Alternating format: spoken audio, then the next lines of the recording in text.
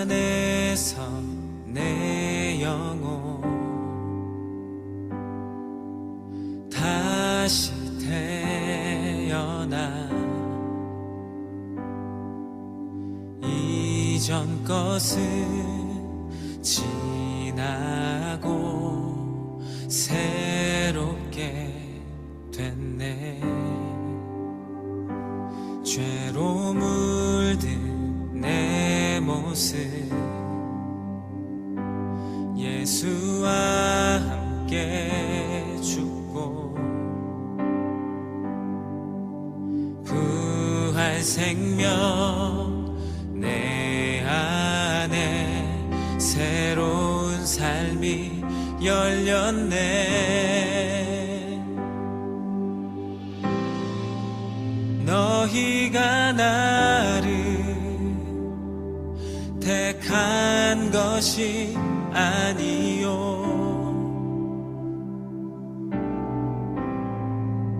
내가 너희를 택하여 세웠나니 오직 내 안에 오직 내 속에 그리스도가 사네. 오직 내 삶에 오직 내 맘에 그가 주인 되셨네.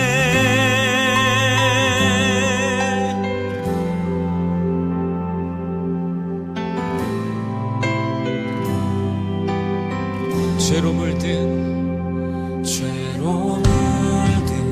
내 할렐루야, 복된 월요일 아침입니다. 오늘은 하나님의 기대, 사람의 기대, 하나님의 말씀이라는 제목으로 누가복음 1장 57절에서 80절까지 말씀을 잠시 묵상하도록 하겠습니다. 같이 읽어보겠습니다. 엘리사벳이 해산할 기한이 차서 아들을 낳으니 이웃과 친족이 주께서 그를 크게 긍휼히 여기심을 듣고 함께 즐거워하더라. 8일이 되매 아이를 할례하려 와서 그 아버지의 이름을 따라 사가랴라 하고자 하더니 그 어머니가 대답하여 이르되 아니라 요한이라 할 것이라 하며 그들이 이르되 내 친족 중에 이 이름으로 이름한 이가 없다 하고 그의 아버지께 멈칫하여 무엇으로 이름을 지으려 하는가 물으니 그가 서판을 달라 하여 그 이름을 요한이라 쓰매 다 놀랍게 여기더라. 이에 그 입이 곧 열리고 혀가 풀리며 말을 하여 하나님을 찬송하니 그 근처에 사는 자가 다 두려워하고 이 모든 말이 온 유대 산골에 두루 퍼짐에 듣는 사람이 다 이 말을 마음에 두며 이르되 이 아이가 장차 어찌 될까 하니 이는 주의 손이 그와 함께 하심이러라. 그 붙인 사가랴가 성령의 충만함을 받아 예언하여 이르되 찬송하리로다. 주 이스라엘의 하나님이여 그 백성을 돌보사 속량하시며 우리를 위하여 구원의 뿔을 그 종 다윗의 집에 일으키셨으니 이것은 주께서 예로부터 거룩한 선지자의 입으로 말씀하신 바와 같이 우리 원수에게서와 우리를 미워하는 모든 자의 손에서 구원하시는 일이라. 우리 조상을 긍휼히 여기시며 그 거룩한 언약을 기억하셨으니 곧 우리 조상 아브라함에게 하신 맹세라. 우리가 원수의 손에서 건지심을 받고 종신토록 주의 앞에서 성결과 의로 두려움이 없이 섬기게 하리라 하셨도다. 이하여 내가 지극히 높으신 이의 선지자라 일컬음을 받고 주 앞에 앞서가서 그 길을 준비하여 주의 백성에게 그 죄 사함으로 말미암는 구원을 알게 하리니 이는 우리 하나님의 긍휼로 인함이라. 이로써 돋는 해가 위로부터 우리에게 임하여 어둠과 죽음의 그늘에 앉은 자에게 비치고 우리 발을 평강의 길로 인도하시리로다 하니라. 아이가 자라며 심령이 강하여지며 이스라엘에게 나타나는 날까지 빈들에 있으니라. 아멘. 성도 여러분, 여러분들은 어떤 기대를 가지고 살아가고 계십니까? 나를 향한 기대는 어떤 것을 가지고 계시나요? 남편과 아내를 향한 기대도 있죠. 또 자식을 향한 기대도 있을 것입니다. 교회 공동체 안에서 타인을 향한 기대도 있죠. 심지어 하나님을 향한 기대도 가지고 계실 것입니다. 하나님께서 내게 이렇게 해주셨으면 이렇게 해주셔야 한다. 남편이 아내가 자식은 이렇게 해줬으면 좋겠다라고 하는 그런 기대를 다 가지고 있습니다. 그런데 이 기대가 지나칠 경우에는 부작용이 있죠. 그것 때문에 스트레스가 생깁니다. 그것이 충족이 되지 않으면 좌절감이 생기죠. 그리고 그 지나친 기대로 말미암아 남편과 아내와의 관계가 깨어지고 자녀와의 관계가 깨어지고 주위의 지인들과의 관계가 악화됩니다. 그리고 지나치게 내가 잘못된 하나님을 향한 기도가 있는데 그 기도가 응답이 되지 않으면 좌절하죠. 그래서 하나님과의 관계도 심지어 악화되고 나빠지는 경우도 있습니다. 그렇죠? 우리가 누군가 나를 향한 지나친 기대감이 있으면 그 기대를 충족시키지 못하면 어떻게 할까라고 하는 실패에 대한 두려움까지 생기고요. 심지어 현실을 왜곡하며 현실을 살아가지 못하고 현재를 살아가지 못하고 환상을 살아가게 되는 그런 잘못된 부작용들이 있을 수 있습니다. 자, 저는 오늘 기대라고 하는 테마를 가지고 오늘 말씀을 좀 보고자 하는데, 특별하게 태어난 아이가 있습니다. 이름이 누군가요? 요한이죠.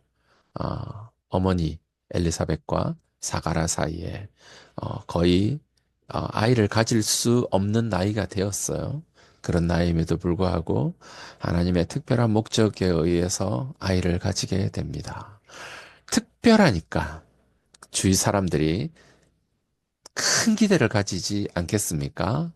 자, 이 아이가 태어나고 8일이 되어 할례를 할 때가 되었습니다. 할례를 한다는 건 이스라엘의 백성이 되고 하나님의 백성이 된다라고 하는 큰 행사죠. 이스라엘 민족들에게 굉장히 중요한 것입니다. 그때 음, 친족들이 다 모여서 큰 기대를 가지고, 야, 너희 아버지처럼 너도 훌륭한 제사장이 되어야 되겠다, 쓰면 좋겠다라고 하는 그런 기대를 가지고 그의 아버지의 이름을 따라 사가랴라고 하고자 합니다. 그런데 엘리사벳이 아니다. 요한이라고 해야 된다. 라고 그렇게 주장을 합니다. 그런데 그들은 이렇게 이야기합니다. 내 친족 중에 그 이름으로 이름한 이가 없다. 네. 전통을 따를 것에 대해서 기대를 하고 전통을 따를 것에 대한 어떤 그 압력을 가하고 있죠. 그러니까 말도 못하고 듣지도 못하는 아버지 사가랴에게 서판을 줍니다. 네. 이름을 어떻게 쓰면 좋겠냐. 그러니까 사가랴가 요한, 그의 이름은 요한이라고 이렇게 써줍니다. 이런 놀라운 일들이, 네, 일들이 있고 난 다음에 이제 소문이 퍼지는 거야. 그래서 65절에 보면 그 근처에 사는 자가 다 두려워하고 이 모든 말이 온 유대 산골에 두루 퍼짐에 듣는 사람이 다 이 말을 마음에 두며 이르되 이 아이가 장차 어찌 될까 하니 이는 주의 손이 그와 함께 하심이라라. 네, 아버지가 그의 이름은 요한이다라고 자 이렇게 말하자마자 입이 풀려서 또 하나님을 막 찬송하고 하는 이런 놀라운 일들이 일어나니 이 신기한 놀라운 사건이 유대 산지에 소문 두루두루 퍼졌습니다. 그러니까 요한을 향해서 어떤 기대를 가지게 될까요? 사람들이 야, 이 특별한 아이네. 이 장차 큰 인물이 될 거야라고 하는 이런 기대를 요한을 향하여서 가지게 되지 않았을까라고 한번 추측해 볼 수 있습니다. 자, 친족과 주위의 이웃들만 이런 기대를 가지고 있었던 것이 아니에요. 사가랴도 나름대로 기대를 가지고 있었습니다. 자, 이런 사건이 있고 난 다음에 67절부터, 네, 77절입니까? 67절부터 쭉 이후에 사가랴의, 예언이 나옵니다. 사가랴의 예언은 크게 두 부분으로 나눌 수 있습니다. 첫 부분은 메시아가 드디어 오신다라고 하는 것에 대한 예언입니다. 사가랴가 이 예언을 통해서 메시아가 드디어 오신다라고 하는 것에 대한 기대를 표현하고 있습니다. 그리고 요한에 대한 기대를 76절, 77절에 이야기를 합니다. 이 아이여, 내 아들아, 네가 지극히 높으신 이의 선지자라 일컬음을 받게 될 것이다. 주 앞에 앞서가서 그 길을 준비하여 주의 백성에게 그 죄 사함으로 말미암는 구원을 알게 되리라. 이런 기대를 또 요한에게 예언을 통해서 합니다. 그리고 또 이후에 하나님께서 이스라엘 백성들을 치유하고 회복시키실 것에 대한 기대를 예언을 통하여서 또 합니다. 오늘 우리가 읽은 성경 본문의 내용은 대략 이러합니다. 저는 이 성경을 읽으면서 요한을 한번 생각을 해보았어요. 요한이 참 스트레스가 많았겠다라고 이렇게 한번 어, 좀 마음이 참 와닿았어요. 근데 저는 교회 안에서 교회 공동체 안에서 목사의 아들로 살아본 적이 없습니다. 근데 나름대로 목사님 아들들이 좀 스트레스가 많더라고요. 왜요? 목사의 아들은 이러해야 된다라고 하는 나름대로의 사람들의 기대가 있고 틀이 있잖아요. 목사님의 아들들은 더 모범이 돼야 되고, 목사님 아들들은 예배도 더 빨라야 되고, 네, 하여튼 이렇게 해야 된다. 근데 상당히 많은 목사님의 아들들 자녀들이 그 기대감 때문에 그 기대감에서 오는 성도들의 눈총, 성도들의 어떤 주는 스트레스, 이런 것 때문에, 스트레스를 많이 받고, 때로는 삐뚤어지기도 하고, 방황을 하는 그런 모습도 본 적이 있습니다. 요한도 아마 스트레스가 많았으리라 생각을 합니다. 사람인지라 왜 사가랴와 엘리사벳 어머니 아버지가 주는 기대감이 없었겠습니까? 왜 이웃들이 주는 기대감이 없었겠습니까? 왜 친족들이 주는 기대감이 없었겠습니까? 아마 스트레스가 많았으리라 생각을 합니다. 자, 그 과정이 어떠했을지는 우리가 상상할 수 있겠죠. 결국은 성경의 마지막 절에 이렇게 기록하고 있습니다. 아이가 자라며 심령이 강하여지며 이스라엘에게 나타나는 날까지 빈들에 있으니라. 과연 이것이 어떤 의미일까요? 아이가 자라며 하나님과 사람과 아버지 어머니와 이웃과 친족들의 기대에 하여튼 그런 것 기대를 가지고 기대를 받으며 아이가 자랐을 것입니다. 심령이 강하여졌어요.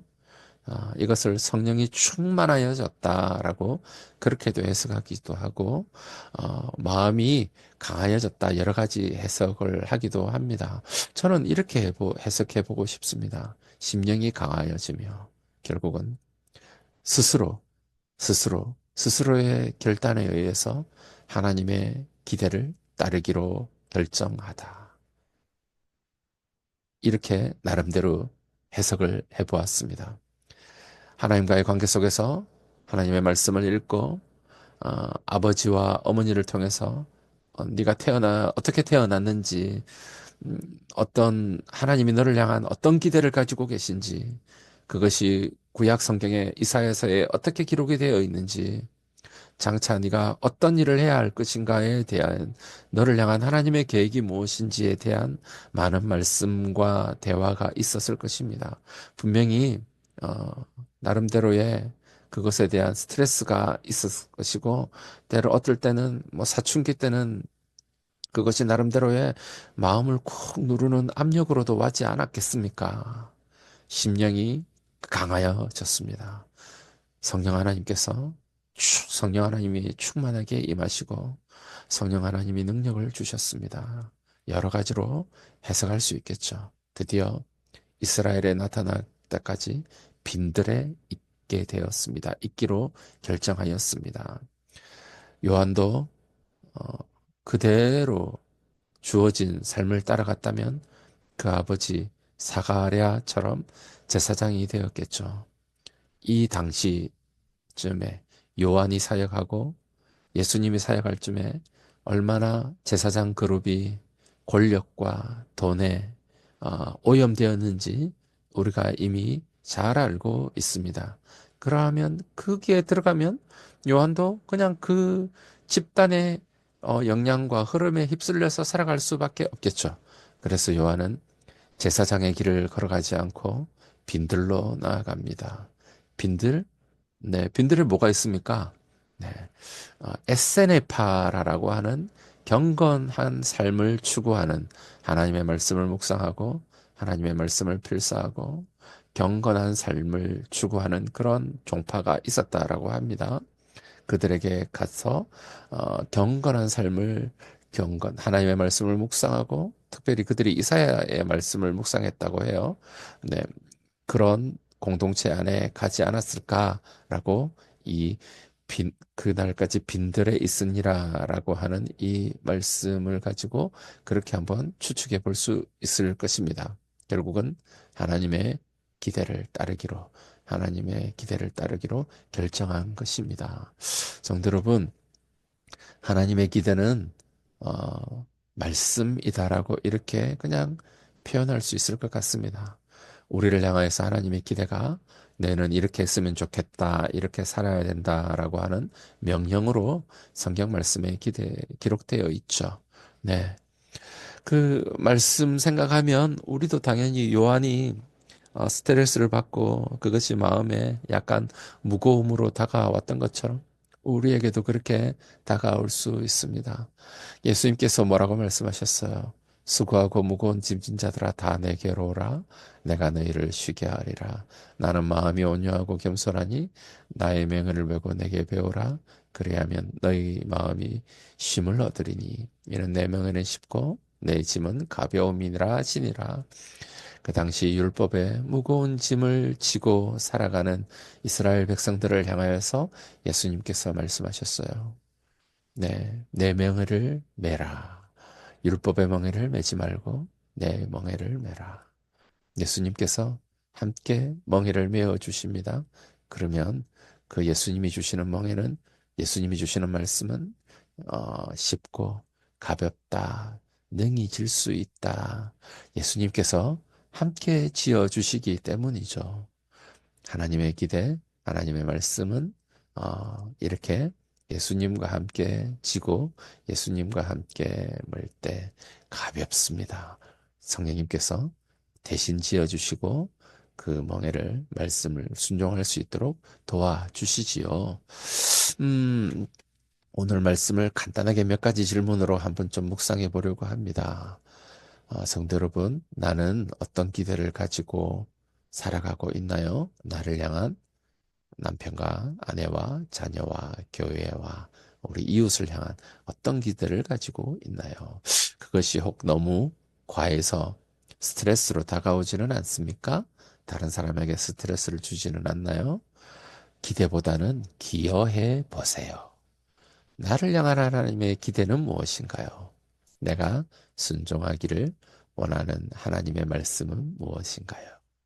한번 깊이 묵상해 보셨으면 좋겠습니다. 나를 향한 하나님의 순종과 나를 하나님의 기대, 하나님의 말씀을 예수님과 함께 같이 순종해 보십시오. 아, 어떻게 하면 좋을까? 할 수 있을까?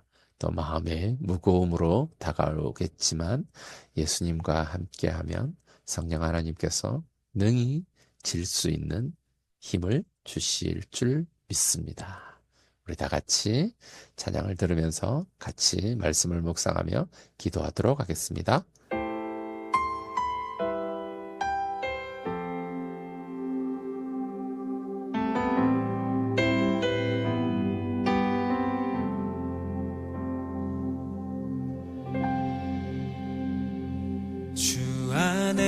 주에서 내 영혼 다시 태어나 이전 것은 지나고 새롭게 됐네. 죄로 물든 내 모습 예수와 함께 죽고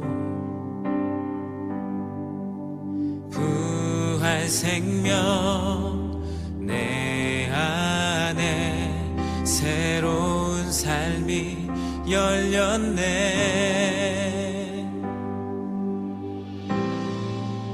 너희가 나를 택한 것이 아니요